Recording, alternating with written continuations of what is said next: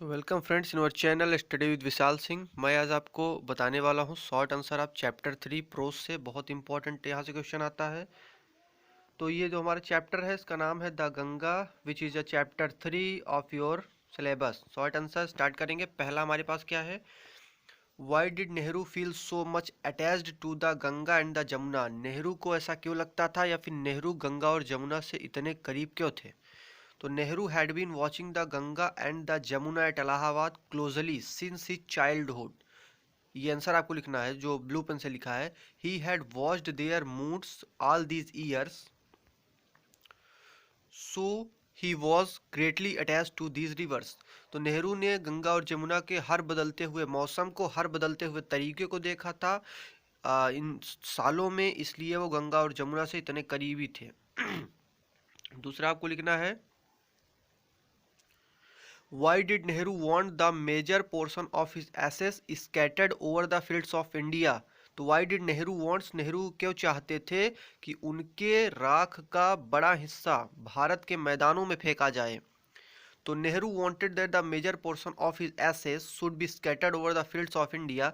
तो नेहरू चाहते थे कि उनके राख का बड़ा हिस्सा, मतलब ज़्यादा हिस्सा भारत के खेतों में, भारत के मैदानों में इसलिए फेंका जाए, so that the assets of his body, क्योंकि उनके बॉडी का, उनके शरीर की जो राख थी, शुड बी मिक्स्ड होनी चाहिए in the soil of India, Bharat की मिट्टी में, of which it was made, जहाँ पर यह बनी है। तो नेहरू की शरीर, नेहरू का तन, नेहरू का काम, नेहरू का जीवन जो भारत की मिट्टी से, जो भारत की भूमि से बना, वो चाहते थे कि उनके राख का, उनकी लाश से जो राख हो जलाने के बाद, वो भारत के मैदानों में उसका बड़ा हिस्सा इसलिए फेंकी जाए क्योंकि वो भारत में ही बना है, इसलिए उसको भारत में ही फेंका जाना चाहिए। चलिए अगला देख लेते हैं।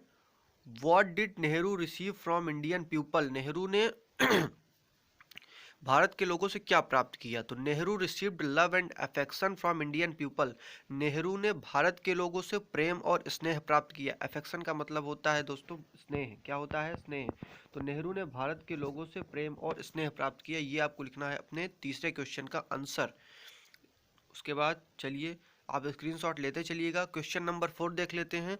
What did Ganga remind him of. या हिम का किसके लिए है यहाँ पर? जवाहरलाल नेहरू के लिए। तो what did Ganga remind him of. Ganga Jawaharlal Nehru को क्या याद दिलाती हैं? The Ganga reminded Nehru of the snow covered peaks and deep valleys of the Himalayas and its rich and vast plains. तो गंगा जवाहरलाल नेहरू को स्नो कवर्ड पीक्स मतलब बर्फ से ढकी हुई चोटियाँ, डीप वैलीज, ठीक है, गहरी गहरी घाटियाँ, ऑफ द हिमालयाज की, हिमालय की, and its rich and vast plains, और इनके मैदानों को याद दिलाती हैं। तो मतलब एक तरह से कहें तो जो गंगा है गंगा और जमुना है, वो जवाहरलाल नेहरू को भारत के ज्योग्राफिकल स्ट्रक्चर के बारे में याद दिलाती हैं। ठीक है, चलिए अगला देख लेते हैं विदाउट टाइम वेस्ट किए। पांचवा हमारे पास क्वेश्चन है, एक minute. What does Ganga symbolize? The Ganga symbolize India's age-long culture and civilization. Symbolize का मतलब होता है एक चिन्ह, एक प्रदर्शित करना। क्या प्रदर्शित करती हैं, या फिर गंगा क्या किस चीज़ का चिन्ह है? तो द गंगा सिम्बलाइज, गंगा यह प्रदर्शित करती हैं इंडिया के एज लॉन्ग कल्चर, बहुत पुराने, मतलब एज लॉन्ग कल्चर मतलब अर्थात आदिकाल से लेकर अभी तक के जो कल्चर हैं, जो सभ्यताएं हैं, एंड सिविलाइजेशन। तो ये हमारी जो भाषा है, हमारी जो सभ्यताएं हैं, तो गंगा उन्हें प्रदर्शित करती हैं, गंगा उन्हें दिखाती हैं दुनिया को। ठीक है, तो वो उसका एक चिन्ह है, गंगा इन सब चीज़ों का एक प्रतीक है। चलिए ठीक है, देख लेते हैं अगला।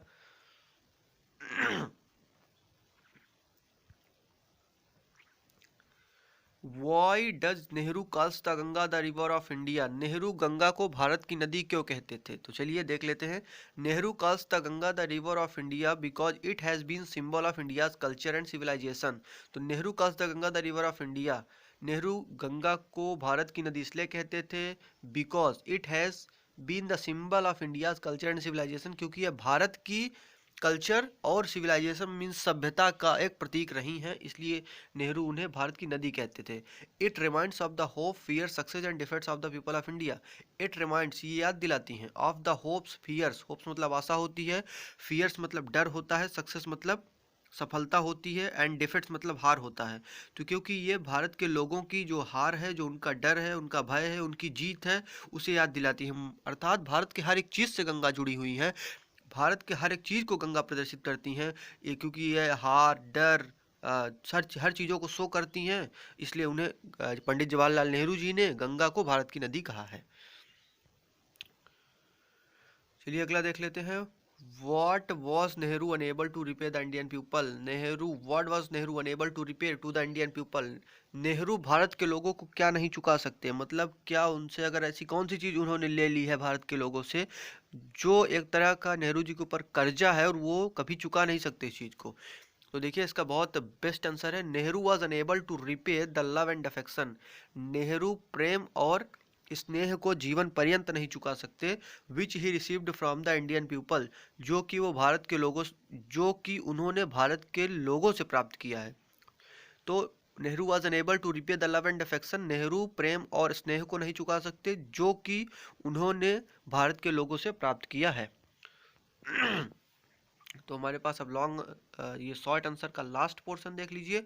To Nehru what was the most precious gift, who gave it to him it plenty, what did he hope for. To Nehru what was the most precious gift, Nehru के लिए वो सबसे प्रीशियस बोले तो बहुत ही महंगी चीज़, जिसकी कोई कीमत नहीं होती, या फिर बहुत ही महंगी। तो नेहरू के लिए ऐसी कौन सी प्रीशियस गिफ्ट थी, इतनी कीमती उपहार कौन सा था। Who gave it to him in plenty, यह गिफ्ट उन्हें किसने दिया, वो भी पर्याप्त मात्रा में। प्लेंटी मतलब होता है पर्याप्त, इन प्लेंटी मतलब पर्याप्त मात्रा में। What did he hope for, और इसके लिए क्या सोचते हैं नेहरू जी, और उनकी क्या आशा है इसके बारे में, गिफ्ट के बारे में। तो चलिए देख लेते हैं। The love and affection of his countryman was the most precious gift, पहले लाइन का आंसर आप देख लीजिए। To Nehru what was the most precious gift, यहाँ से लेकर यहाँ तक का आंसर आपको ये है। द लव एंड अफेक्शन प्रेम और स्नेह ऑफ हिज कंट्रीमैन, उनके देश के लोगों का, was the most precious gift, Nehru के लिए ये बहुत ही कीमती उपहार है। उसके बाद लिखना है to Nehru all classes of people gave it to him. दूसरा पूछा था who gave it to him, gift किसने दिया था नेहरू जी को, तो टू नेहरू, नेहरू को ऑल क्लासेस ऑफ पीपल, सभी वर्ग के लोगों ने गेव इट टू हिम, उन्हें दिया था। लास्ट वाला आपसे पूछा था what did he hope for, तो he hopes that in remaining year, वो आशा करते हैं या फिर ये सोचते हैं कि बचे हुए सालों में, कहाँ बचे हुए सालों में, उनके जीवन के बचे हुए सालों में, उनकी ज़िंदगी जितनी बची हुई है उन बचे हुए सालों में, he shall not be unworthy of his people and their affection, वो चाहते हैं कि वो अपने देश के लोगों के लिए अनवर्दी मतलब बिना योग्य, जितना मतलब लोगों ने उन्हें योग्य समझा है, जिस लायक पंडित जवाहरलाल नेहरू को योग्य समझा गया है, जिस लेवल का उन्हें प्यार दिया गया है, वो चाहते हैं कि इसके लिए वो अयोग्य साबित ना हो of his people and their affection, और उनके स्नेह के लिए। तो चलिए फ्रेंड्स, हमारा शॉर्ट आंसर खत्म हो गया। Now we finish the video, thank you.